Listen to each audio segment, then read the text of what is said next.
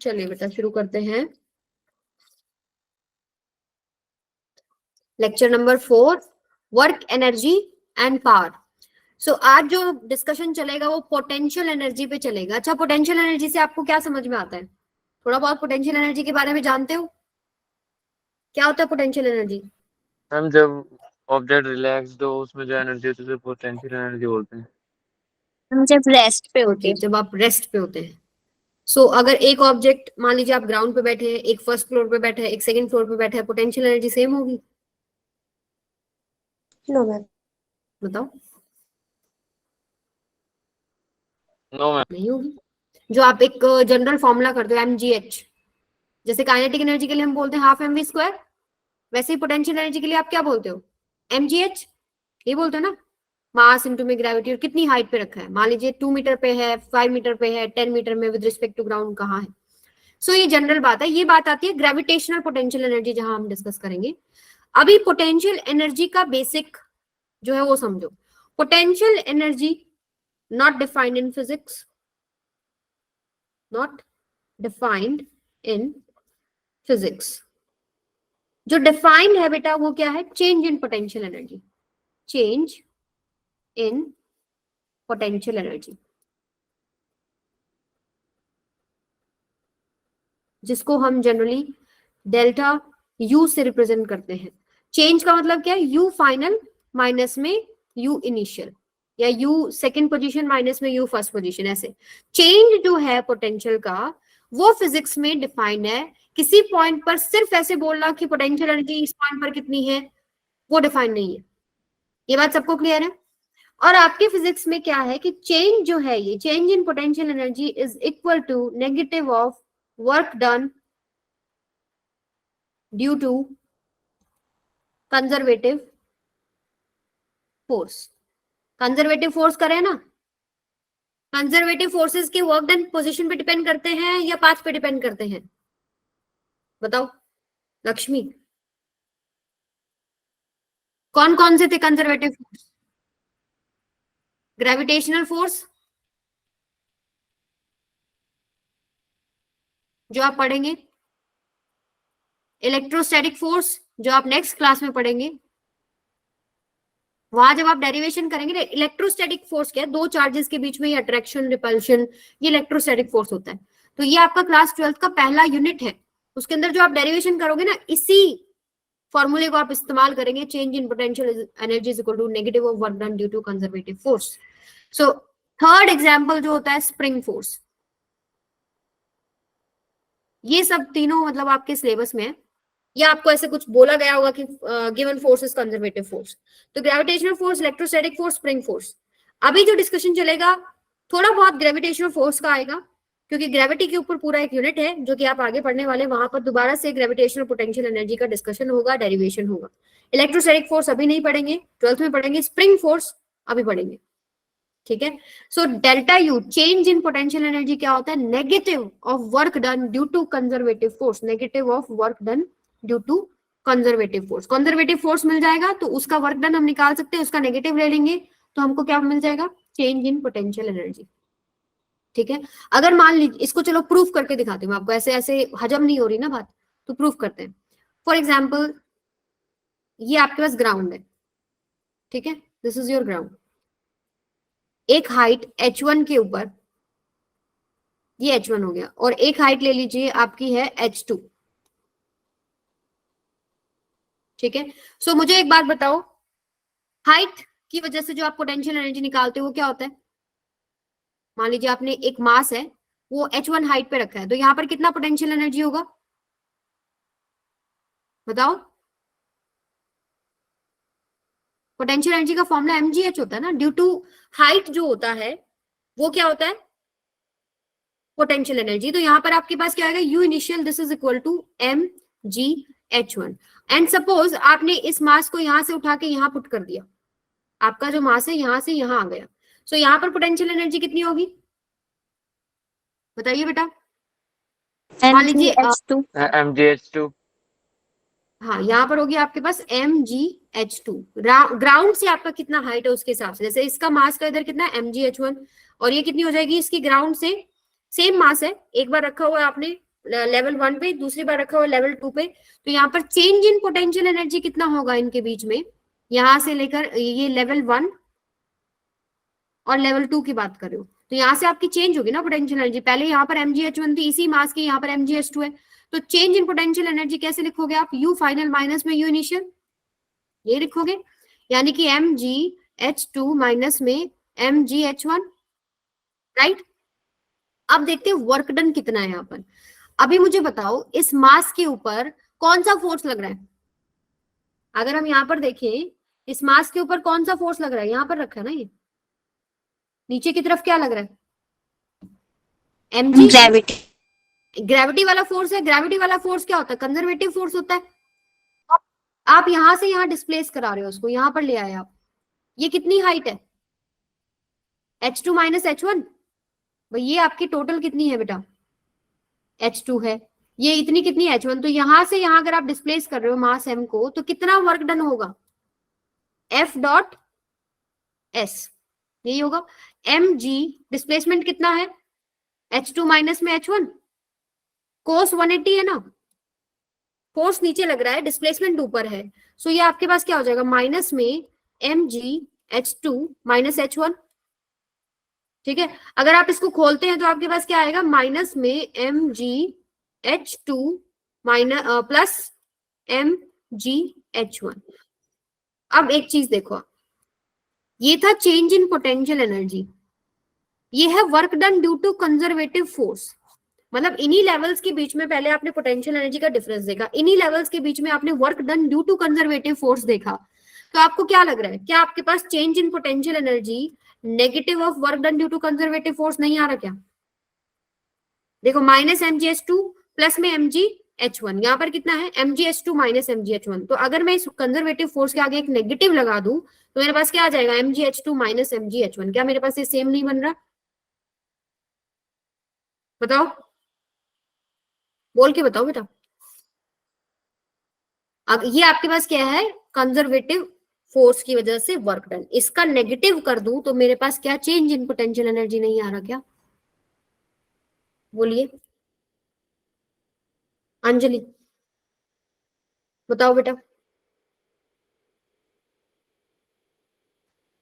प्रियांशी, रोहित, रोहित बताओ, समझ में आई ये बात।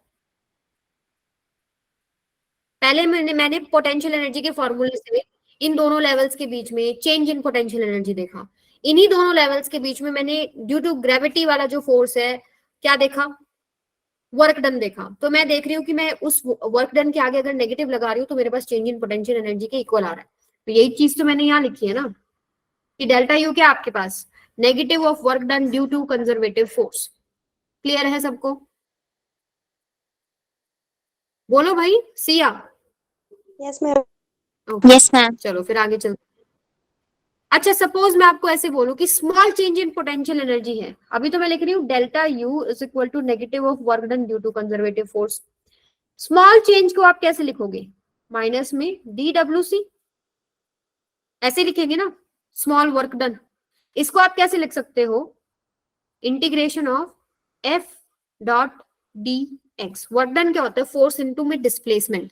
अगर सपोज फोर्स मुझे नहीं पता कांस्टेंट है वेरिएबल है, तो उस केसेस में हम लोग वर्क डन का फॉर्मूला कौन सा यूज करते थे, वो एरिया वाला जो कॉन्सेप्ट आपको बताया था, integration of F dot dx, यही था। ये आपके पास जो फोर्स है कंजर्वेटिव फोर्स है, ठीक है, ये हो गया आपके पास, और आप इसको इंटीग्रेट करेंगे x1, सॉरी अभी इंटीग्रेट नहीं करो, पहले ऐसे ही लिखो, ये होगा ना, वर्क डन होता है फोर्स इनटू डिस्प्लेसमेंट। अभी मैं एक डायरेक्शन की बात कर रही हूँ, मेरा फोर्स जो लग रहा है वो, और जो मेरा डिस्प्लेसमेंट हुआ है वो एक डायमेंशन में हुआ dx, सो यहाँ पर आपके पास स्मॉल वर्क डन कितना हो गया बेटा, F डॉट dx। अगर मुझे टोटल वर्क डन निकालना हो या टोटल पोटेंशियल एनर्जी निकालनी हो तो मैं इंटीग्रेट कर दूंगी on both the sides, integrating both sides, so यहाँ पर आपके पास क्या आएगा, du this is equal to integration of FC dot dx, आप इंटीग्रेट कर रहे हैं x1 से x2, आपका वेरिएबल है सिर्फ x डायरेक्शन में, मतलब आपका जो डिस्प्लेसमेंट है वो सिर्फ x डायरेक्शन में, तो x1 से x2। अगर एक से ज्यादा डायमेंशन की बात हो रही होती तो मैंने आपको बताया था क्या करते हैं फिर हम, F X D X plus integration of F Y D Y plus integration of F Z D Z, और इनकी लिमिट्स पुट कर देंगे सबकी, that is your total work done. ये किया था ना। या दूसरा तरीका अगर जनरल फॉर्म में किताब में लिखा होगा, हो सकता है R1 से R2 FC डॉट DR में फिर आपके पास dx dy dz आ जाते हैं, और FC को आप लिखोगे fx i cap plus fy j cap plus में fz के। थोड़ा सा रिवाइज करा रही हूँ, हम इसको ऐसे लिख सकते हैं। क्लियर है सबको?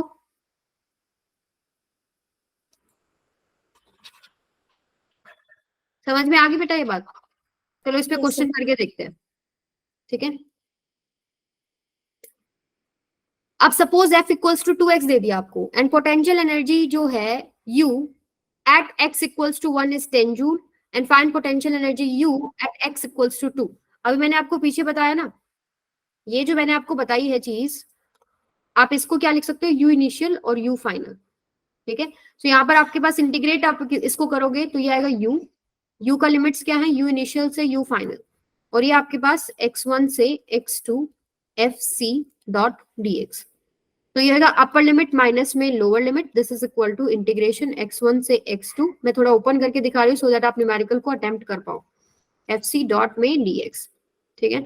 अब ये चीज आपको इस्तेमाल करनी है, u फाइनल माइनस में u initial that is equal to integration of, अब देखो यहाँ पर x में ही है सारी बात, x इक्वल्स टू 1 से x इक्वल्स टू 2, तो x1 से x2 कंजर्वेटिव फोर्स लगेगा डॉट में dx।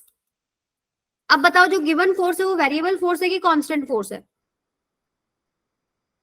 F equals to 2x, x पे डिपेंड कर रहा है ना, so it is variable force, और वेरिएबल फोर्स में हम लोग यही इंटीग्रेशन वाला फॉर्मूला ही इस्तेमाल करते हैं। अगर कांस्टेंट भी होता तो भी कोई दिक्कत नहीं थी, वो कांस्टेंट इंटीग्रेशन से बाहर आ जाता है, वो आंसर मेरे सेम आने। अब यहाँ पर देखो 2x, यानी जो फोर्स है वो भी आपका x में ही है और आपका जो डिस्प्लेसमेंट है वो भी x में है, तो आप डॉट प्रोडक्ट हटा के सिंपल क्या लिख सकते हो, f dx cos 0 1 हो जाएगा। x1 कितना है आपके पास 1, x2 कितना है 2, u फाइनल आपको निकालना है, u इनिशियल आपको कितना दे रखा है, x इक्वल्स टू 1 पे u इनिशियल है, 1 से 2 जा रहे हो तो 1 पे u इनिशियल आएगी, तो u इनिशियल कितनी है आपकी 10 जूल। इसको मुझे सॉल्व करके बताओ f की वैल्यू पुट करके कितना आंसर आ रहा है। f की वैल्यू 2x पुट करो और मुझे बताओ u फाइनल कितना आएगा। आपके पास 1 मिनट है, योर टाइम स्टार्ट्स नाउ। 8:48 हो गए, 49 तक आंसर चाहिए मेरे को, बताओ सभी।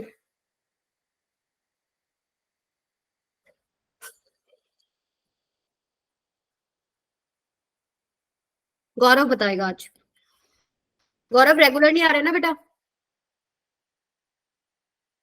लास्ट क्लास में नहीं थे, लास्ट में तो था गौरव, पिछली में नहीं था।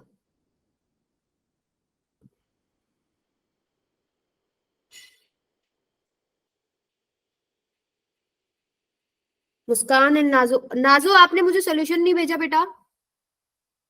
यस मैम, आज भेज देंगे थोड़ी देर में। हाँ वो मुझे भेजो, सॉल्व क्या किया आप लोग, आप अपना सोल्यूशन भेजा करो, मैं फिर आपको बताऊंगी किस पॉइंट पर आपकी मिस्टेक है, ठीक है। यस चलो बताओ, सॉल्व नाजो करके बताएगी ये।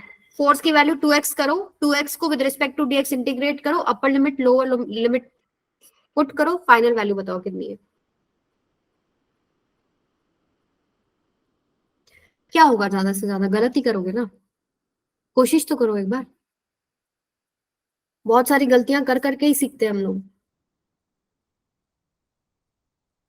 देखो ये वाला तो बहुत ही सिंपल है, यहाँ आपको अटकना तो नहीं चाहिए था, बट सुनो, u फाइनल माइनस में 10 this is equal to integration f की वैल्यू कितनी पुट करनी है 2x, with respect to dx integrate करना है 1 से 2, सो ये क्या आएगा 2 बाहर आ गया, इंटीग्रेशन ऑफ x dx 1 से 2, x का integration with respect to dx कितना हो जाएगा, एक पावर बढ़ा दो डिवाइड बाय न्यू पावर, ये हो जाएगा। आपकी लिमिट क्या है 1 से 2, यही होगा ना। अब देखो पहली बात ये आप लिख सकते हो क्या 2, अपर लिमिट क्या है आपके पास 4 आ जाएगा बाय में 2, माइनस लोअर लिमिट क्या है बेटा 1/2, तो यहाँ से आप 1/2 कॉमन ले लो, 2/2 हो जाएगा और अंदर कितना बचेगा 4 माइनस में 1, 2 से 2 कैंसिल, कितना आ गया आंसर 3 जूल। अभी क्लियर है सबको? इंटीग्रेशन करना नहीं आता तुम लोगों को विशेष? यस मैम, सही से नहीं आता। सही से नहीं आता। चलो फिर आपने, मैंने आपको बताया था वीडियो देखने के लिए, आपने देखी?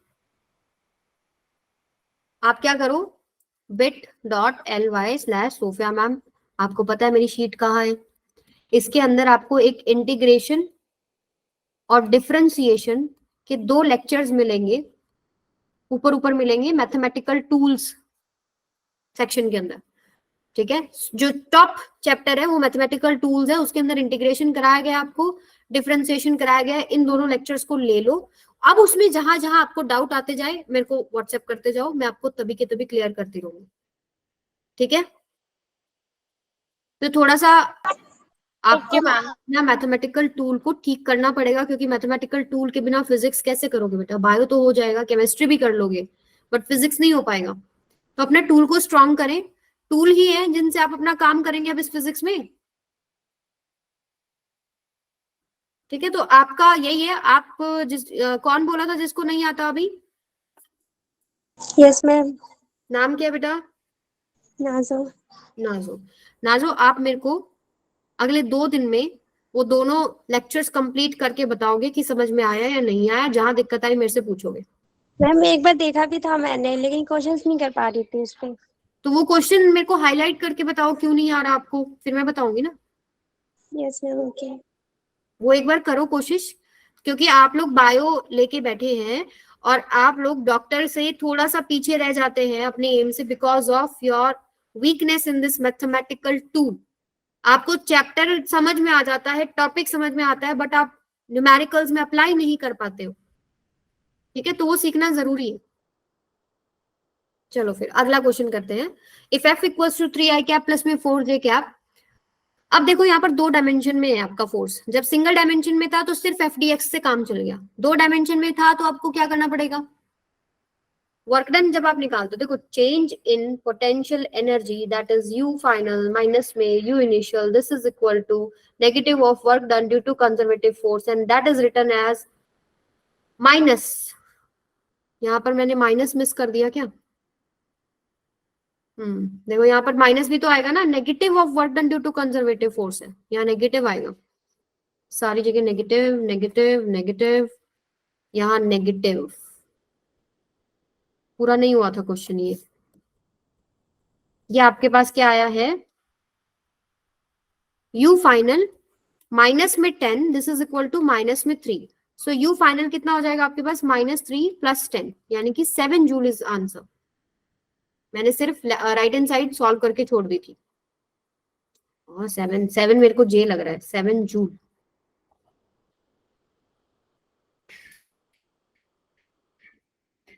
चलो आगे आ जाओ। यहाँ पर negative of work done due to conservative force को आप कैसे लिखोगे? ऐसे, पहले नेगेटिव सारे को बाहर लगा लो। अब work done due to conservative force, जब फोर्स वेरिएबल होता है तो हम लोग क्या लिखते हैं? Integration of F X D X plus integration of F Y D Y plus integration of F Z D Z, ये लिखते हैं।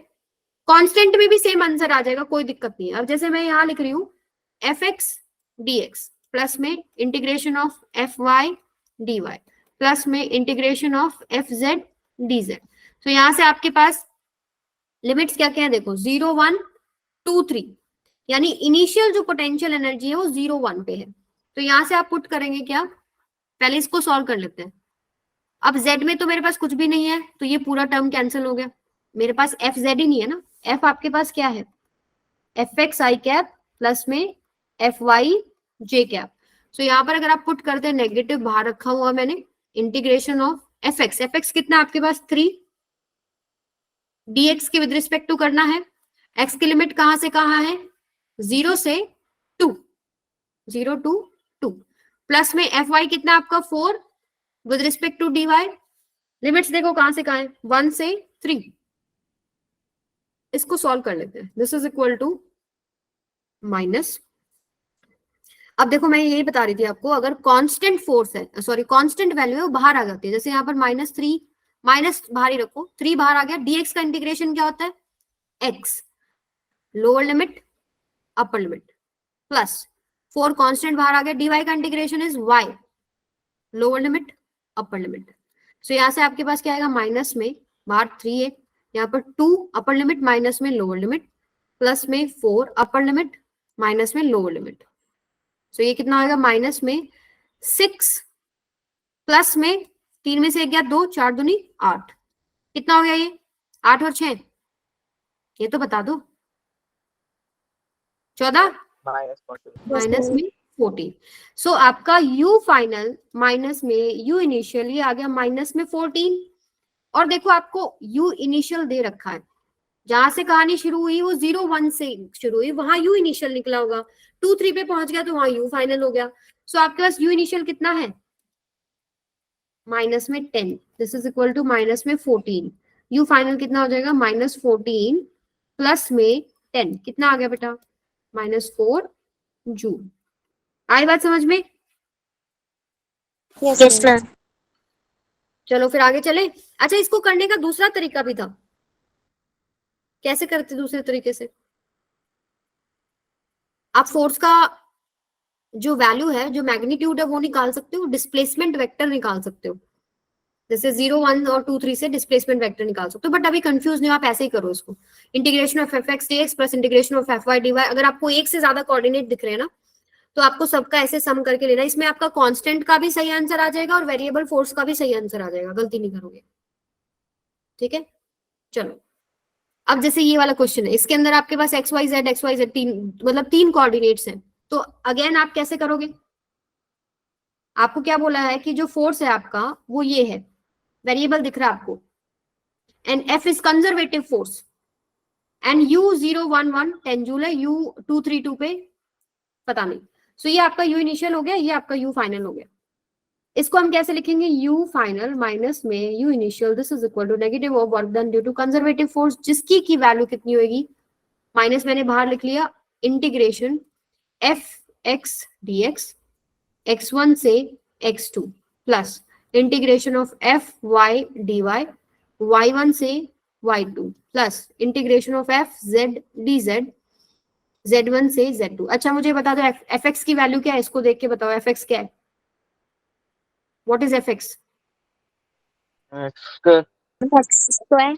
यस, आई कैप के साथ जो है एक्स स्क्वायर। एफ वाई कितना है, वाई। वाई। एफ जेड कितना है, जेड स्क्वायर। अब आप इसमें वैल्यू पुट करेंगे F X F Y F Z की। x1 और x2 कितने हैं बताओ इसको देख के, x1 कितना है 0 और x2 कितना है 2, पहला कोऑर्डिनेट x कोऑर्डिनेट होता है, फिर y1 कितना है 1, y2 कितना है 3, z1 कितना है 1, z2 कितना है 3 सॉरी 2। सो ये आप पुट करेंगे, इसको सॉल्व करेंगे, दिस इज योर होमवर्क, मुझे अपना आंसर जो है ग्रुप में बताएंगे कितना आ रहा है, ठीक है। आपको u इनिशियल दे रखी है 10, आपको u फाइनल निकालनी है, क्लियर है सबको? थोड़ा सा इंटीग्रेशन ही है इसके अंदर, और इंटीग्रेशन कैसे है, पावर को बढ़ाओ डिवाइड बाय न्यू पावर, सारे यहाँ पावर वाले ही है, ठीक है। एक्स स्क्वायर का with respect to dx power बढ़ाओ divide by new power, y का विद रिस्पेक्ट टू dy एक पावर बढ़ाओ डिवाइड बाय न्यू पावर, जितनी है उससे एक बढ़ाओ डिवाइड बाय न्यू पावर, तो पावर वाला रूल तो समझ में आ ही जाएगा। अब आते हैं ग्रेविटेशनल पोटेंशियल एनर्जी पे। देखो ग्रेविटेशनल पोटेंशियल एनर्जी, सपोज आपके पास मास m है, एक मास m है और ये हो गया मान लो r, तो जो इनकी पोटेंशियल एनर्जी है, ग्रेविटेशनल पोटेंशियल एनर्जी कैसे निकलती है, माइनस में g m1 m2 बाय में r। ये किसको यूज करके निकलती है, सेम कॉन्सेप्ट है, delta u is equal to u final minus में u इनिशियल बोलेंगे इसको, this is negative of work done due to conservative force. इसी को इस्तेमाल करके ग्रेविटेशन वाला जो चैप्टर आएगा उसमें डेरिवेशन है, तो आपको मैं इसलिए बता रही हूँ ताकि तब आपको याद आ जाए कि हम इस कॉन्सेप्ट को यूज करेंगे, ये वाला जो फॉर्मूला है ये निकालने के लिए।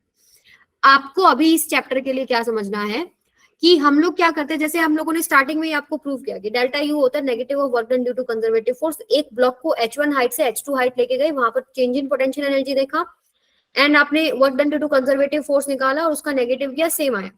सो यहाँ पर जो mgh1 mgh2 आप ले रहे हो वो कैसे ले रहे हो आप, यहाँ पर हम लोग एक रेफरेंस लेवल लेते हैं बेटा, जो आपका ग्राउंड, क्योंकि आपके पास जो पोटेंशियल एनर्जी है सिंगल जगह पर डिफाइन नहीं है, change in potential energy defined है।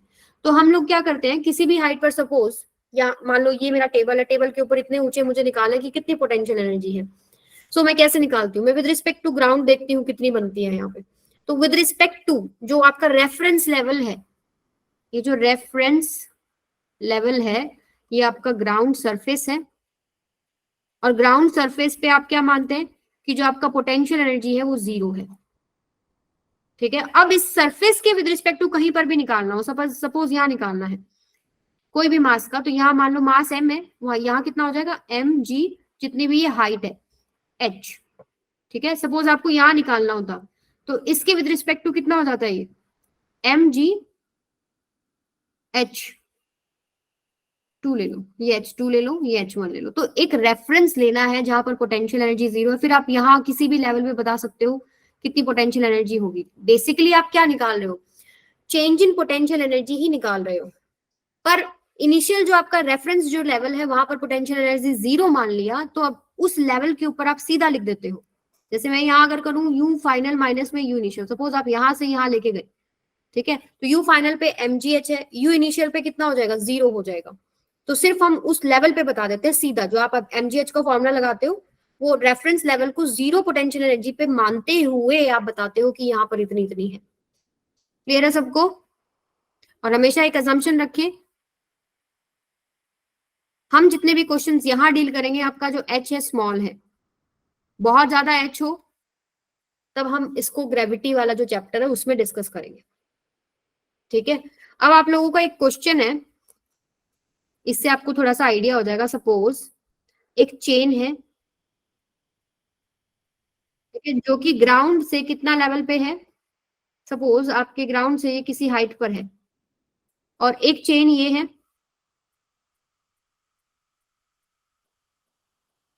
ये मान लीजिए आपके पास h हाइट पर है, यहाँ पर ये इसकी h हाइट है, और थर्ड में आपके पास क्या है, ये ग्राउंड पे ही है, ये चेन कनेक्टेड है। ठीक है, दिस इज योर सरफेस। अब तीनों में आपको पोटेंशियल एनर्जी बतानी है, तो मुझे बताओ फर्स्ट केस में पोटेंशियल एनर्जी कितनी होगी, सेकंड में कितनी होगी, थर्ड में कितनी होगी, ये बताओ सबसे पहले। तो ये तो सबसे इजी है, इसकी पोटेंशियल एनर्जी क्या होगी, सरफेस पे रखा और सरफेस पे हम पोटेंशियल एनर्जी क्या 0 हो गई।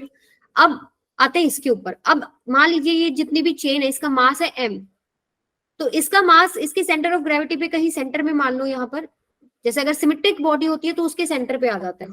तो यहाँ पर आपके पास क्या है, इसका जो मास है वो h हाइट पर रखा है, राइट। इसका जो टोटल मास होगा, सपोज इसका m है जो कि कितनी हाइट पर रखा है, h हाइट पर, तो इसकी पोटेंशियल एनर्जी कितनी हो जाएगी mgh। इसकी कितनी लिखूं मैं, अलग अलग हाइट पे इसके ब्लॉक्स हो गए, मतलब ये जो आपके पास चेन दिख रही है, सर्कल्स जो दिख रहे हैं अलग अलग हाइट पे हैं, तो इसकी कैसे लिखोगे।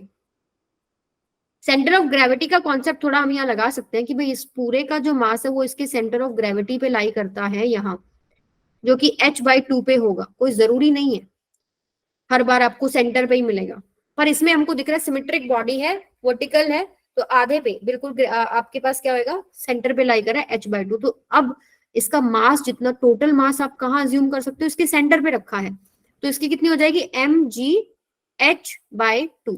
अब मुझे बताओ कौन सी बड़ी है, फर्स्ट की पोटेंशियल एनर्जी बड़ी है, सेकंड की बड़ी है, थर्ड की बड़ी है, ये तो बता दो। mgh बड़ा है, mgh/2 बड़ा है बेटा। Yes, potential energy of first is greater than potential energy of second is greater than potential energy of third। तो ये आपने लगा निकाले कैसे है, जब आपने सरफेस का 0 माना है उसके विद रिस्पेक्ट टू फिर आप कितनी हाइट पे है आपका मास, उसके हिसाब से हम फिर आंसर्स निकाल लेते हैं। अब जैसे एक क्वेश्चन आता है, ये जो क्वेश्चन है जब हम सेंटर ऑफ ग्रेविटी वाला जब चैप्टर स्टार्ट करेंगे ना, इस क्वेश्चन को मैं जैसे डील कर रही हूँ ना, वो डीलिंग आप सीखोगे इन डिटेल नेक्स्ट क्लास में। ये एक इंट्रोडक्शन सा समझ लो कि यहाँ पर आपका आ गया। अब जैसे ये चेन है, तो ये चेन का मास है टोटल m, मैं इसको कहाँ मानूं, मतलब इसका पोटेंशियल एनर्जी मैं कैसे निकालूं, क्या मैं इसका सेंटर पे ऐसे ले सकती हूँ, ले सकती हूँ क्या, मुझे नहीं पता। अब ये यहाँ पर जिस तरीके से लगी हुई है सीधा हॉरिजॉन्टल वर्टिकल में, तो समझ में आ जाता है कि आपका सेंटर ऑफ ग्रेविटी मिड में लाई कर रहा है, अगर यूनिफॉर्मली आपका मास डिस्ट्रीब्यूटेड है। यहाँ पर आपके पास ये जो है, इसमें मैं ये नहीं बता सकती इसका सेंटर ऑफ ग्रेविटी कहाँ पर है। तो इस केस में हम लोग कैसे डील करते हैं, हम लोग एक मास ले लेते हैं छोटा सा dm, सपोज यही मैंने एक मास कंसिडर कर लिया dm, चेन का एक छोटा सा मास कंसिडर कर लिया dm, सेंटर से हम उसको ज्वाइन करेंगे इस तरह, मान लेते हैं सेंटर से कितना ऊंचा है, थीटा एंगल पे ऊंचा है, ये एंगल कितना हो जाएगा बेटा, छोटा सा एंगल कितना बोलते हैं हम लोग, डी थीटा, ये हो जाएगा डी थीटा। अब ये डीएम जो मास है वो बहुत छोटा सा मास है, आप उसको अगर देखें तो ये हाइट, तो मैं पोटेंशियल एनर्जी ऑफ डीएम मास कैसे लिख सकती हूँ, डीएम मास जी इंटू मैं हाइट कितनी ले लूं, ये वाली, ये सरफेस ले लो, सरफेस पे रखा हो, ये हाइट ले सकते हो ना, ये हाइट कैसे निकालोगे, ये जो ट्राइंगल आपको दिख रहा है ये तो रेडियस हो गया, ठीक है, ये कितना हो जाएगा आपके पास, थीटा, आपको ये निकालना है। अच्छा ये भी आपके पास क्या होगा, अच्छा ये रेडियस नहीं होगा, सॉरी सॉरी सॉरी, ध्यान से देखो, ये ट्राइंगल देखो बेटा, ये जो ट्राइंगल बन रहा है तो ये तो रेडियस नहीं है ना, रेडियस तो ये पूरा होता, पर ये रेडियस है, सेंटर से आप इसको ज्वाइन कर रहे हो तो ये आपके पास क्या हो गया, रेडियस हो गया। सो यहां पर अगर मैं इस ट्राइंगल को अब बनाती हूँ बाहर ऐसे, ये थीटा है, ये आर है, ये मुझे नहीं पता पर ये मुझे निकालना है। तो अगर मैं साइन थीटा निकालूं दैट इज परपेंडिकुलर, सपोज ये एक्स हो गया, परपेंडिकुलर बाय में हाइपोटेन्यूज, तो एक्स कितना हो गया, आर साइन थीटा। सो ये जो व्हाइट में डॉटेड लाइन मैंने लगाई है इसका सरफेस से आपको क्या मिल गया, हाइट मिल गया, ये आपके पास कितना आ गया, आर साइन थीटा, समझ में आ रहा है, आर साइन थीटा। सो ये आपके पास क्या होगा, D M G are sine theta, ठीक है। ये पोटेंशियल एनर्जी है बट ये छोटे से मास की है। अब मैं क्या करूं, अगर छोटे छोटे सारे मासेस को लेते जाऊं, एक मास यहाँ ले लूं, फिर डीएम ले लूं, फिर डीएम ले लूं, फिर DM DM DM DM DM करते ऐसे ट्राइंगल्स बनाऊं और मैं सबका पोटेंशियल एनर्जी को ऐड कर दूं तो मेरे पास टोटल पोटेंशियल एनर्जी आ जाएगी ना, आएगी कि नहीं आएगी। तो ये जो स्मॉल पोटेंशियल एनर्जी आपने डीएम की निकाली है, dm ji are sine theta, अब टोटल की निकालने के लिए आप क्या करते हैं, integration, integrating on both the side, छोटे छोटे छोटे छोटे पार्ट्स को आप ऐड करो, उसका एक तरीका क्या है, इंटीग्रेट करना। अब इंटीग्रेट करो, आपको दिख रहा है कि जब आप छोटे छोटे मासेस को ऐड करते जा रहे हो तो एंगल कहां से जा रहा है, ये एंगल 0 पे लगा लो, और ये एंगल घूमता घूमता जा रहा है, ये एंगल कितना हो जाएगा 90। सो आपकी लिमिट क्या हो जाएगी, 0 से पाई बाय में 2। अभी इंटीग्रेट करके सपोज आपकी टोटल पोटेंशियल एनर्जी यू बन गई, this is equal to integration 0 से pi by 2 D M G are sine theta. अब देखो वेरिएबल क्या है, आपको इंटीग्रेशन में एक्स स्क्वायर को इंटीग्रेट करते विद रिस्पेक्ट टू डीएक्स, ठीक है, या y को इंटीग्रेट कर रहे हो with respect to dy, sine theta को इंटीग्रेट कर रहे हो with respect to D theta. तो जो आपके पास वेरिएबल है x, उसको आप विद रिस्पेक्ट टू उसी वेरिएबल के करेंगे ना इंटीग्रेट। तो यहाँ पर देखो मेरे पास dm है और मेरा जो वेरिएबल है, जो चीज चेंज हो रही है वो क्या चीज चेंज हो रही है, डीएम डीएम डीएम तो सेम है, क्या चीज चेंज हो रही है, जी भी सेम है, आर भी सेम है, थीटा चेंज हो रहा है ना, थीटा आपके पास 0 से 90 जा रहा है। तो अब मेरे को क्या करना पड़ेगा, इस डीएम को डी थीटा वगैरह में बदलना पड़ेगा ताकि मैं इस चीज को इंटीग्रेट कर सकूं। तो वो करने के लिए क्या किया, ये जो छोटा सा ये आपके पास जो बन रहा है, ये इस तरह पतली सी स्ट्रिप बना रखी है आपने डीएम मास वाली, ये डी थीटा है, ये आर है, ये सेंटर से बना रखा है ना। सो ये आर्क लेंथ क्या हो जाएगी, आपको पता है थीटा इज इक्वल टू होता है एल बाय में आर, यहाँ पर एंगल एल क्या होता है, आर्क लेंथ। तो हमारे पास यहाँ पर छोटी सी आर्क बन रही है डीएल, डीएल की वैल्यू आप क्या लिख सकते हो, डी थीटा इंटू में आर, हमारे पास एंगल कितना है यहाँ पर डी थीटा। सो यहां से मेरे पास एक आर्क लेंथ निकल गई डी थीटा इंटू में आर, पर इससे भी कुछ बात नहीं बन रही, डीएम को कैसे बदलू मैं। अब मुझे ये पता है कि जो आपके पास चेन है ना, वो सर्कल का क्वाड्रेंट जो आपके पास होता है, आर्क क्वाड्रेंट का जो आर्क होता है, देखो ये सर्कल होता है, इसके 4 हिस्से होते हैं, इतना हिस्सा है ये, पूरा सरकमफ्रेंस कितना होता है 2 पाई आर, राइट, इतना हिस्सा कितना होगा बेटा, इसका चौथा हिस्सा है ना ये, 2 1 जा 2 2 जा, टोटल 2 पाई आर है, उसके आपने 4 पार्ट करे तो ये आर्क लेंथ कितनी हो जाएगी, पाई आर बाय में 2। ये बात सबको क्लियर है, एक बार थम्स अप करो यहां तक समझ में आया तो। ओके, सो ये आया आपके पास पाई आर बाय में 2। तो पाई आर बाय 2 लेंथ की चेन का मास कितना है? अरे भाई क्या हो गया? हाँ, पाई आर बाय 2 लेंथ का मास है बेटा एम। एम लिया हमने, टोटल जो मैंने लिखा नहीं है क्या, टोटल मास जो है वो एम है चेन का, पूरी का। ठीक है, कितनी लेंथ है? पाई आर बाय 2। यूनिट लेंथ का कितना होगा? एम बाय में पाई आर बाय में 2, यानी कि आप लिख सकते हो इसको 2m बाय में पाई आर। और मुझे कितनी लेंथ का निकालना है? डीएम। डीएम की लेंथ कितनी है? डीएल। डीएल की वैल्यू कितनी निकाल ली? डी थीटा इंटू में आर। तो डी थीटा इंटू आर का जो मास है वो कितना होगा? यूनिट का आपने निकाल लिया, एक यूनिट का आपने निकाल लिया, 2m बाय में पाई आर। तो डी थीटा आर का कितना होगा? डी थीटा इंटू में आर कर दो। ठीक है, क्या ये मास मेरे पास डीएम ही नहीं है? ये मास क्या है आपके पास? डीएम। यहां तक सबको समझ में आया? मैंने क्या करा देखो, पाई आर बाय 2 टोटल लेंथ थी, उसका मास एम है, यूनिट का निकाल लिया, 2m बाय पाई आर आ गया। मेरे पास जो डीएम मास का आर्क लेंथ है वो कितना है? D theta R. तो डी थीटा आर का कितना मास होगा? वो डीएम ही तो आ गया ना।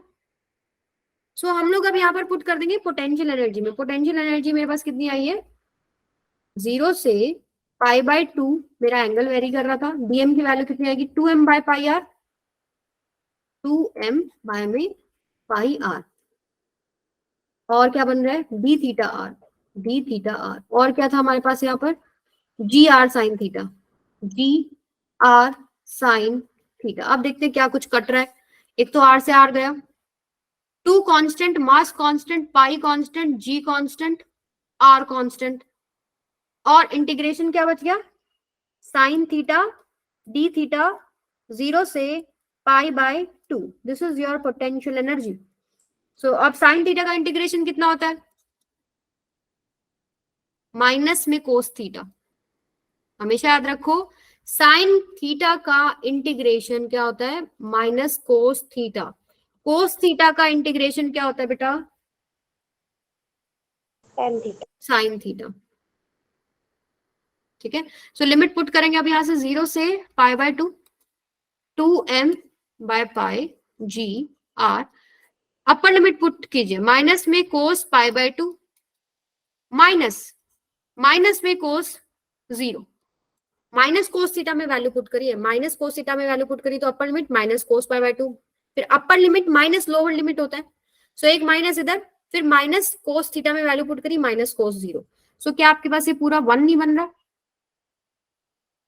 ये देखो, ये तो सारा ही 0 हो गया। Cos pi by 2 is 0, cos 0 is 1, minus minus क्या हो गया? 1। तो आंसर कितना आ गया? 2m जी आर बाय में pi. This is your potential energy जो इस चेन की है। आई बात समझ में सबको? तो इस तरह के प्रॉब्लम्स आपको देखने को मिल सकते हैं। और अभी ये थोड़ा इंट्रोडक्शन है कि कैसे आपको ये डीएम एलिमेंट्स वगैरह यूज करने हैं, क्योंकि डीएम का जो कॉन्सेप्ट है सेंटर ऑफ ग्रेविटी में बहुत खुल के इस्तेमाल होने वाला है। जो ये इंटीग्रेशन हम कर रहे हैं ना, अलग अलग जगह पे हम सेंटर ऑफ ग्रेविटी निकालेंगे, तो ये चीज हम यूज करेंगे आगे। तो थोड़ा आपको यहाँ से समझ में आना चाहिए कि आपका पोटेंशियल एनर्जी के में आपके पास ये थोड़ा बहुत कॉन्सेप्ट इस्तेमाल हो सकता है। ठीक है, क्या किया हम लोगों ने? चेन लिया। चेन का पोटेंशियल एनर्जी डायरेक्ट नहीं बता सकती थी क्योंकि सेंटर ऑफ ग्रेविटी नहीं पता कहाँ है। ग्रेविटी पता होता तो कह देती वहां पर मास रखा है और वो कितनी हाइट पे रखा है मैं सीधा बता देती। तो क्या किया? छोटा सा एक एलिमेंट कंसिडर किया, सेंटर के साथ वो डी थीटा एंगल बना रहा है और हॉरिजॉन्टल एक्सिस से थीटा एंगल पे है। तो डीएम एलिमेंट का छोटा सा पोटेंशियल एनर्जी निकाल लिया, उसका जो हाइट है ग्राउंड से वो आर साइन थीटा है, छोटा सा पोटेंशियल एनर्जी निकल गया। अब आपको दिखाई दे रहा है ऐसे छोटे छोटे छोटे एलिमेंट अगर 0 से पाई बाय 2 तक इंटीग्रेट कर दूं, आप कह सकते हो ऐड कर दूं, तो मेरे पास टोटल पोटेंशियल एनर्जी आ जाएगी। सो मैंने इंटीग्रेशन ऑफ 0 से pi by 2 DM ji are sine theta put कर दिया। अब क्या करें? थीटा आपके पास वेरी कर रहा है, तो आपका जो जिसके विद रिस्पेक्ट टू हमें इंटीग्रेट करना है डी थीटा होना चाहिए था, तो मैंने डीएम को थोड़ा चेंज करने का कोशिश किया। डीएम की जो आर्क लेंथ है वो निकाल ली।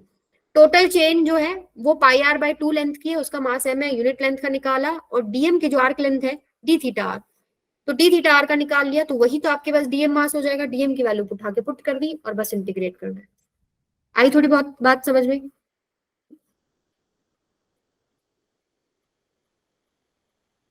चलो अब चलते हैं हम स्प्रिंग पोटेंशियल एनर्जी पे। टाइम है ना अभी अपने पास, आराम से धीरे धीरे डिस्कस करेंगे spring potential energy. Spring potential energy का फॉर्मूला होता है बेटा U is equal to half K X square. अब देखते हैं ये बनेगा कैसे, इसका डेरिवेशन है छोटा सा, वो करेंगे। आपके पेपर के हिसाब से भी इंपॉर्टेंट है, बोर्ड में आपका डेरिवेशन वगैरह आ सकता है। तो स्प्रिंग पोटेंशियल एनर्जी हम लोग डिस्कस कर रहे हैं। तो स्प्रिंग ही बना लेते हैं सबसे पहले। ये मान लो एक स्प्रिंग हो गया और ये मास m हो गया। लेट अस सपोज आपने इसको खींचना शुरू किया और आप खींचते खींचते यहां ले आए इसको, ठीक है। इसको मैं बना के नहीं दिखा रही, मैं बता रही हूँ कि आप इस पोजीशन पे ले आए इस मास को। ये जो पोजीशन है ये सपोज x1 डिस्टेंस पे है, आपने इसको और खींचा, और खींचने पर आप इसको कहां ले आए, यहां ले आए। तो ये जो पोजीशन है इनिशियल पोजीशन से कितनी दूरी पर है, x2 पे है। पहले यहां पहुंचेगा फिर यहां पहुंचेगा। तो आपको क्या निकालना है यहाँ पर, पोटेंशियल एनर्जी। पोटेंशियल एनर्जी आपको निकालनी है यहाँ पर, क्या बनती है अभी डिस्कस करते हैं। सबसे पहले आप एक बात याद रखो, पोटेंशियल एनर्जी जो है आपके पास is invisible form of energy. अब जैसे काइनेटिक एनर्जी तो दिख जाती है मोशन में, पोटेंशियल एनर्जी दिखती नहीं है। तो potential energy is invisible form of energy. अब जैसे मैंने एक मास को खींचा, एक स्प्रिंग से लगाओ, खींचूंगी मैं, x1 डिस्टेंस पे ले आई, मैं खींच रही हूं, मैं कुछ काम कर रही हूं, मेरे द्वारा खर्च करी गई एनर्जी कहाँ जाती है। अब जो स्प्रिंग का नया कॉन्फ़िगरेशन बन गया ना, वो नई जो पोजीशन पे पहुंच गया, वो खींचेगा स्प्रिंग। तो मैंने जो काम किया वो उसकी पोटेंशियल एनर्जी की फॉर्म में स्टोर हो जाता है, ठीक है। सो आप ये बोल सकते हो कि energy imparted to the system is stored as its potential energy.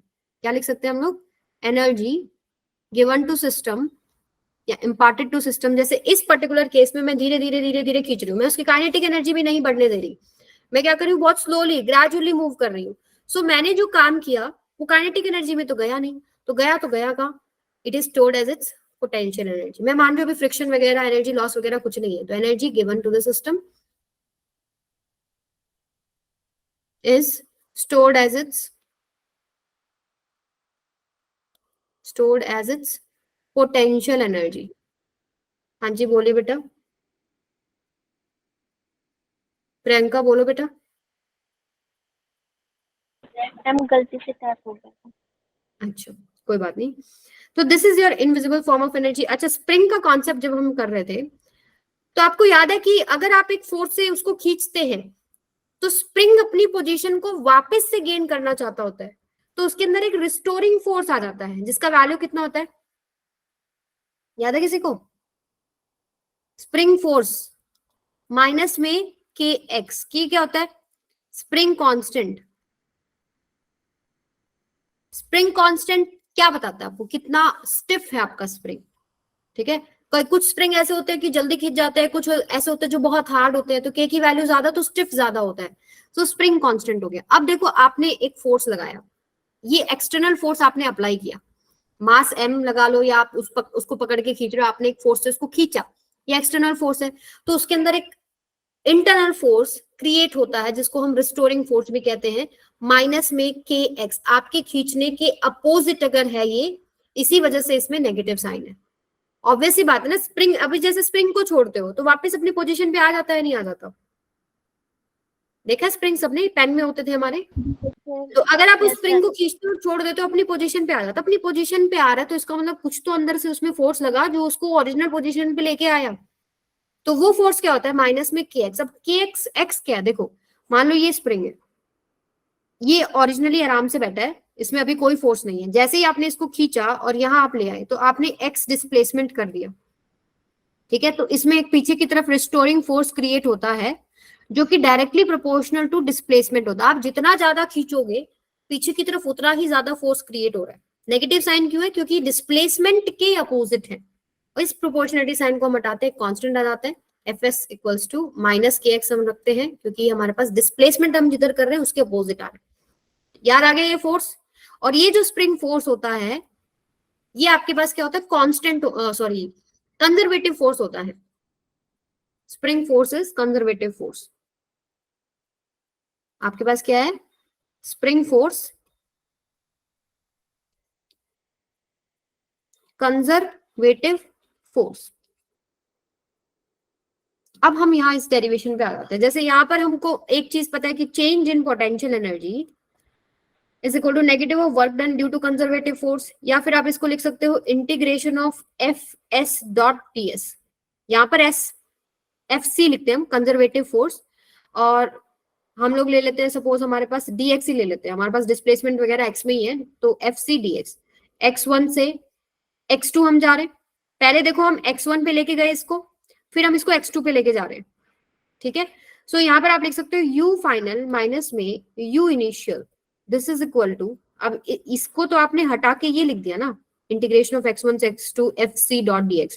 और देखो स्प्रिंग फोर्स एफ सी, यहाँ पर जो कंजर्वेटिव फोर्स है वो मेरा स्प्रिंग फोर्स है, तो मैं इसको लिख सकती हूँ x1 से x2 spring force F S dot dx। अभी देखो क्या होगा इसके अंदर, स्प्रिंग फोर्स आ रहा है अपोजिट टू द डिस्प्लेसमेंट, जो आपके पास डिस्प्लेसमेंट हो रहा है वो आगे की तरफ हो रहा है, स्प्रिंग फोर्स आ रहा है पीछे की तरफ, तो इन दोनों के बीच में एंगल कितना है 180। तो या तो आप सीधा कर सकते हो कि F जो आपके पास स्प्रिंग फोर्स का value kx dx cos 180, cos 180 का माइनस बाहर आ जाएगा, या फिर आप बोल सकते हो सीधा ही, अगर ये नेगेटिव इन्होंने लगा रखा है तो इसका मतलब ये क्या हो गया, माइनस में बाहर आ जाएगा kx dx। समझ में आई ये बात भाई? नेगेटिव साइन का मतलब क्या है, नेगेटिव साइन का मतलब है कि वो डिस्प्लेसमेंट के अपोजिट है, वो ऑलरेडी उन्होंने नेगेटिव साइन पहले ही लगा दिया, तो वो 180 डिग्री का एंगल उसमें कंसिडर हो गया। या फिर आप सीधा लिखो कि इसका जो मैग्नीट्यूड है वो मैग्नीट्यूड कितना है, एफ एस का मैग्नीट्यूड है kx, तो यहाँ पर एफ एस की वैल्यू रखो kx dx, और एफ एस ये यानी जो स्प्रिंग फोर्स है और डिस्प्लेसमेंट जो हो रहा है उनके बीच में एंगल कितना है, कोस 180, 180 का माइनस बाहर आ जाएगा।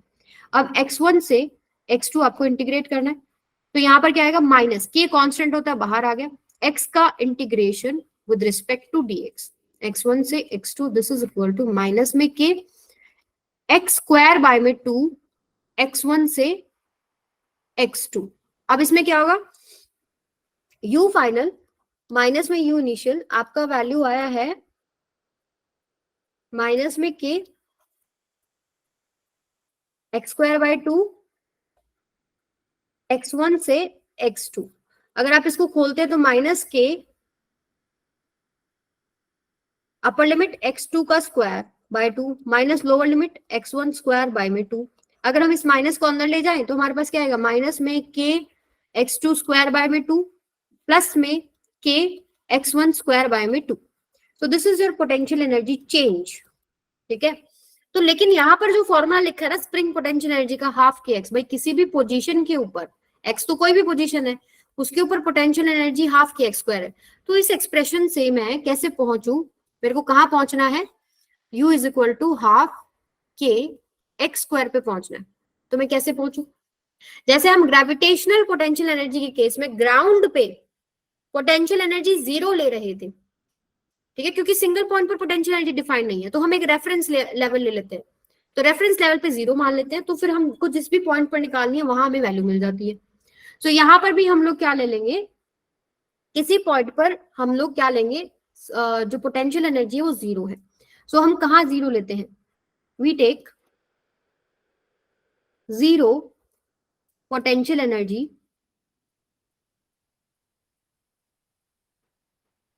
एट स्प्रिंग्स नेचुरल लेंथ, जब उसमें कोई फोर्स नहीं है, spring's natural length, that is when there is no spring force, आराम से पड़ा है वो, उसके साथ कोई छेड़खानी नहीं हो रही, तो उसकी नेचुरल लेंथ है, जैसे ये मान लो स्प्रिंग है, ठीक है, ये आराम से पड़ा, अभी इस पे कोई फोर्स नहीं लग रहा, तो इस समय पर इसकी यहाँ पर हम लोग क्या मान लेते हैं, पोटेंशियल एनर्जी 0। ये इसकी मीन पोजीशन भी होती है जहां पर वो आराम से रेस्ट कर रहे हैं।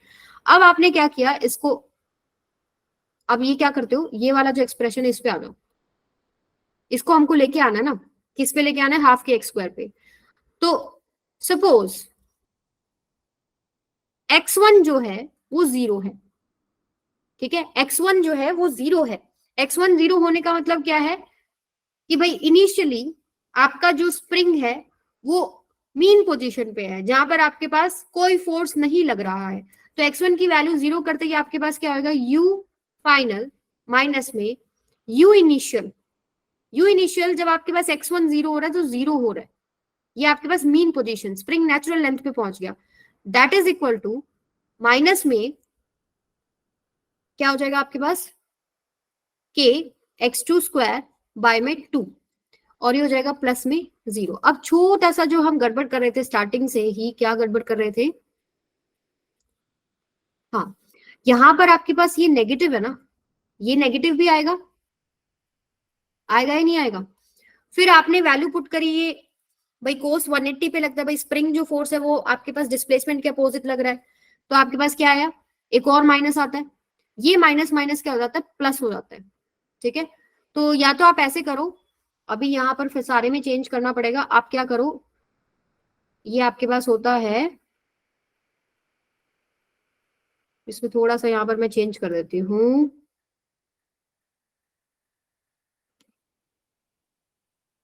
यहाँ माइनस लगा लो चलो। और अभी जो आप निकाल रहे हो ना वो सिर्फ WC निकाल रहे हो, सपोज आपने सिर्फ WC निकाला है, कंजर्वेटिव फोर्स। अभी मैंने वो वाला माइनस कंसीडर ही नहीं किया जो चेंज इन पोटेंशियल एनर्जी वाला है, सिर्फ WC सॉल्व करो, ओके। और यहां पर भी आप क्या लिखो, WC लिख लो। थोड़ा माइनस का, एक माइनस मिस कर दिया था। अब सिर्फ work done due to conservative force निकाला है, उसमें एक आता है नेगेटिव, क्यों आता है, क्योंकि स्प्रिंग फोर्स और डिस्प्लेसमेंट अपोजिट डायरेक्शन में होता है। सो ये आपके पास आ गया। अब यहां से लिख लो u फाइनल माइनस में u initial is negative of work done due to conservative force. तो यहाँ पर अगर एक माइनस आप लगाते हो तो ये आएगा आपके पास k x2 स्क्वायर बाय में 2 माइनस में k x1 स्क्वायर बाय में 2। अब मेरा पास सारी चीज ठीक हो जाएंगी, क्योंकि जो डेल्टा यू होता है वो माइनस में WC होता है, इसको यूज कर लिया। अब देखो यहाँ पर क्या हो जाएगा, ये आएगा आपके पास बेटा k x2 स्क्वायर बाय में 2 माइनस में 0। सो आपके पास क्या आ गया, u फाइनल क्या मतलब x2 पोजीशन के ऊपर कितना पोटेंशियल एनर्जी आ गया, इसको मैं u बोल लूं अब general, k x square by में 2। अब किसी भी पोजीशन पे निकालना हो, मान लो आपने 2 सेंटीमीटर पे निकालना है, पोटेंशियल एनर्जी स्प्रिंग के केस में कितना है, उसका स्प्रिंग कांस्टेंट लिखो, 2 का स्क्वायर करो डिवाइड बाय 2। अगर आपको 3 सेंटीमीटर पे निकालना है, के 3 का स्क्वायर बाय में 2, 5 का के 5 का स्क्वायर बाय में 2, यानी किसी भी पोजीशन पे निकल गया ना। कैसे निकला, जब हमने उसका मीन पोजीशन के ऊपर 0 मान लिया। निकाल हम चेंज ही रहे हैं लेकिन मीन पोजीशन वाला 0 है, वो इसलिए हम बार बार लिखते नहीं, फिर हम किसी भी पॉइंट पर अगर निकालना है हम सीधा निकालते हैं के एक्स स्क्वायर बाय 2। हम ये दिमाग में ऑलरेडी सेट करके चलते हैं कि भाई मीन पोजीशन पे 0 है, ठीक है बेटा। थोड़ा सा मैं रिवाइज करा देती हूँ इसको, इंपॉर्टेंट है आपके लिए ये, ध्यान से सुनो। स्प्रिंग पोटेंशियल एनर्जी का फॉर्मूला होता है हाफ के एक्स स्क्वायर। मान लो एक स्प्रिंग है, मास लगा हुआ है, आपने 2 सेंटीमीटर से खींच दिया, तो 2 सेंटीमीटर के ऊपर उसका कितना पोटेंशियल एनर्जी होगा, हाफ के एक्स स्क्वायर होगा, हाफ के 2 का स्क्वायर होगा। 3 खींच दिया, हाफ के 3 का स्क्वायर होगा। के की वैल्यू आपको कुछ ना कुछ गिवन होगी, ठीक है। तो डिस्प्लेसमेंट कितना है उसका स्क्वायर करो, मल्टीप्लाई बाय में स्प्रिंग कांस्टेंट और उसका हाफ कर दो, ये आपके पास उस पॉइंट पर स्प्रिंग पोटेंशियल एनर्जी हो जाएगी। किस वजह से होगी, स्प्रिंग फोर्स की वजह से होगी, ठीक है। सो यहां तक मुझे पहुंचना है, तो यहां तक पहुंचने के लिए मैंने एक जनरल सा केस लिया, क्या कि एक मास लगा हुआ है स्प्रिंग से, पहले x1 खींचा फिर x2 खींचा, 2 पोजीशन बना दी, एक इनिशियल पोटेंशियल एनर्जी के लिए, एक फाइनल पोटेंशियल एनर्जी के लिए। वही इनिशियल पोटेंशियल एनर्जी क्या है, x1 वाली है, फाइनल पोटेंशियल एनर्जी क्या है, x2 वाली है। तो यहाँ पर मेरा स्प्रिंग फोर्स का जो वैल्यू होता है वो होता है माइनस में kx। माइनस क्यों होता है, क्योंकि डिस्प्लेसमेंट के अपोजिट आता है, तो उसका मैंने मैग्नीट्यूड लिख लिया, कितना होता है kx, सिर्फ मैग्नीट्यूड लिखा kx, ठीक है। अब चेंज इन पोटेंशियल एनर्जी होता है negative of work done due to conservative force, that is equal to minus of integration of work done को क्या लिखते हो, फोर्स इनटू डिस्प्लेसमेंट। अब यहाँ पर conservative force dot displacement x direction में dx, x1 से x2 इंटीग्रेट कर दिया। अब मैंने work done due to conservative force खोल लिया, fs की वैल्यू kx पुट कर ली, ठीक है। तो kx, ये आप यहां से इसको हटाओ, kx dx, ये बात सबको समझ में आ गई ना, विशेष बताओ बेटा, ये समझ में आया, Fs की वैल्यू आपने kx पुट कर दी, डिस्प्लेसमेंट dx है, और उन दोनों के बीच में एंगल कितना है, cos 180, cos 180 का माइनस मैंने आगे लगा दिया, माइनस के बाहर ले लिया, इंटीग्रेशन ऑफ x1 से x2 x dx, x का इंटीग्रेशन करना विद रिस्पेक्ट टू dx बहुत आसान है, पावर बढ़ाओ divide by new power, minus के x स्क्वायर बाय 2 x1 से x2, ठीक है। मैंने देखो यहाँ पर मैग्नीट्यूड पुट किया है, आप सीधा भी यहाँ पर minus K x dx put कर सकते थे, कोई दिक्कत नहीं है, वहां पर वो 180 डिग्री ऑलरेडी कंसिडर होता है, तो इस चीज में कंफ्यूज नहीं हो ना, बहुत बच्चे इस चीज में कंफ्यूज होते हैं। तो यहाँ पर क्या हो जाएगा, मैंने सारा कंजर्वेटिव फोर्स का वर्क डन निकाल लिया, फिर मुझे पता है change in potential energy of work done due to conservative force, तो मेरे पास फाइनल रिजल्ट ये आ गया। हाँ जी बोलिए बेटा, बोलो बोलो। मैम 2 कैसे आया नीचे अपॉन में? 2 कैसे आया, देखो x का integration with respect to x, x की कितनी पावर है, 1 है ना, पावर कितनी है 1, तो इंटीग्रेशन कैसे करते हैं, पावर 1 से बढ़ाते हैं, कितनी होगी x का पावर 2, और जो नई पावर बनती है उससे डिवाइड करते हैं, तो डिवाइड बाय 2, फिर आपने अपर लिमिट और लोअर लिमिट पुट करना है, ओके। ठीक है। तो यहाँ से अगर आप पुट करते हैं तो माइनस की x2 का स्क्वायर बाय 2 माइनस x1 का स्क्वायर, मतलब ये लिमिट वगैरह पुट करके और ये वाला फॉर्मूला लगा के आपके पास फाइनल स्टार वाला रिजल्ट आ जाएगा। लेकिन मुझे पहुंचना कहाँ था, हाफ के एक्स स्क्वायर पे पहुंचना था, सिंगल वैल्यू में लेके आना है। तो मैंने क्या किया, जैसे मैं ग्रेविटेशनल पोटेंशियल एनर्जी में एक रेफरेंस लेवल लेती थी, वैसे स्प्रिंग में एक रेफरेंस लेवल होता है कि जब उसके ऊपर कोई फोर्स नहीं लग रहा, कोई स्प्रिंग फोर्स नहीं लग रहा, कोई स्ट्रेचिंग नहीं है, कोई कंप्रेशन नहीं है, तो उस केस में आपके पास पोटेंशियल एनर्जी क्या है, 0 है, यानी उसकी नेचुरल लेंथ पे पोटेंशियल एनर्जी कितनी है बेटा, 0 है, ठीक है। सो नेचुरल लेंथ पर आपको पहुंचाना था, तो सपोज x1 जो आपने लिया ना डिस्टेंस, उसको आप 0 कर दो तो वो नेचुरल लेंथ पे पहुंच गया। नेचुरल लेंथ पे पोटेंशियल एनर्जी हम अज्यूम करते हैं, अजम्पशन है ये हमारे पास, कि आपके पास 0 है पोटेंशियल एनर्जी, तो x1 को 0 किया, वहां पोटेंशियल एनर्जी 0 करी, तो एक जगह पर पोटेंशियल एनर्जी मिल गई। इसको मैंने जैसे u फाइनल इक्वल्स टू, या आप इसको u2 भी बोल सकते हो, u2 या u फाइनल कुछ भी है, तो आपके पास एक वेरिएबल में आप क्या लिख सकते हो, u इक्वल्स टू के एक्स स्क्वायर बाय में 2। अगर चाहे अब आपके पास एक्सटेंशन हो, चाहे आपके पास कंप्रेशन हो, स्प्रिंग को आप दबा भी तो सकते हो ना, दोनों ही केस में मान लीजिए आपने स्प्रिंग को कंप्रेस कर दिया, आपका ओरिजिनल स्प्रिंग का लेंथ इतना था, आपने कंप्रेस किया, आगे की तरफ x डिस्प्लेसमेंट करके कंप्रेस कर दिया, आप कंप्रेस करोगे, रिस्टोरिंग फोर्स अगेन आपके डिस्प्लेसमेंट के अपोजिट आता है, तो सेम चीज चलती है, ओके। तो आप कंप्रेस जब कर रहे हो उस केस में भी पोटेंशियल एनर्जी सेम आएगा के एक्स स्क्वायर बाय में 2, और आप एक्सटेंशन उसका खींच के कर रहे हो तो भी पोटेंशियल एनर्जी आएगा के एक्स स्क्वायर बाय 2। अब कितना खींचा है, कितना कंप्रेस किया है, वो x की जगह पर आपको पुट करना है। और यहां से आप एक चीज देख रहे हो, कांस्टेंट के पॉजिटिव, 2 पॉजिटिव, x का square positive, potential energy of spring always positive, always positive, but gravitational potential energy और electrostatic potential energy may be negative, but potential energy of spring हमेशा positive होती है। अब इसका क्वेश्चन को कैसे डील करना है, ये डेरिवेशन कर लेना, ये आपके बोर्ड में आता है, ठीक है। अब इस पे आते हैं हम लोग इसके क्वेश्चन पे। Find the work done by spring force in stretching from x equals to 1 to x equals to 2। आपको पता है यहाँ पर कौन सा फोर्स लग रहा है, स्प्रिंग फोर्स लग रहा है कि नहीं लग रहा, तो आप वर्क डन का क्या फॉर्मूला लगाते, बताओ। आप वर्क डन निकालते ना, work done due to conservative force integration of F C dot D X, x1 से x2। सो यहाँ पर मेरे पास कंजर्वेटिव फोर्स क्या, स्प्रिंग फोर्स। स्प्रिंग फोर्स क्या होता है, what is spring force, minus में के एक्स, तो यहाँ पर मैं मानती हूँ क्या, माइनस में K x D x integration x1 से x2, यानी 1 से 2। आप इसको सॉल्व करेंगे, आपके पास ये वर्क डन निकल जाएगा, work done by spring force. लेकिन अब क्या है, जो आपने नया फॉर्मूला सीखा है ना, उससे आपकी कैलकुलेशन बहुत आसान होगी। आपका नया फॉर्मूला क्या कहता है कि भाई change in potential energy of the spring, sorry potential energy of spring क्या है,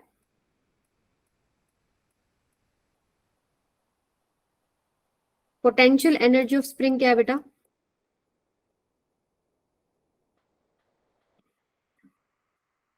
पोटेंशियल एनर्जी ऑफ स्प्रिंग होती है हाफ के एक्स स्क्वायर। तो मुझे बताओ इस पोजीशन के ऊपर पोटेंशियल एनर्जी क्या होगा, वो यू इनिशियल हो गया आपका, हाफ के की वैल्यू मान लीजिए 100 है, ठीक है।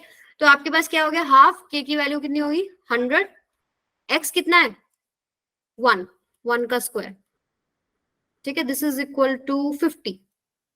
अब दूसरी पोजीशन क्या है, यहाँ पर ये यू इनिशियल है, यहाँ पर यू फाइनल है, तो यू फाइनल कितना हो जाएगा बेटा आपका, हाफ के कितना अगेन 100, पोजीशन क्या आपकी मीन पोजीशन से कितनी दूरी पर, जो एक्स लेते हो आप मीन पोजीशन से लेते हो, जैसे आप 1 मीटर लिया तो मीन से कितना दूर है 1 मीटर है, 2 मीटर लिया कितना दूर है, मतलब मीन पोजीशन से कितना दूर है यू फाइनल 2 मीटर, सो 2 का स्क्वायर ये कितना हो जाएगा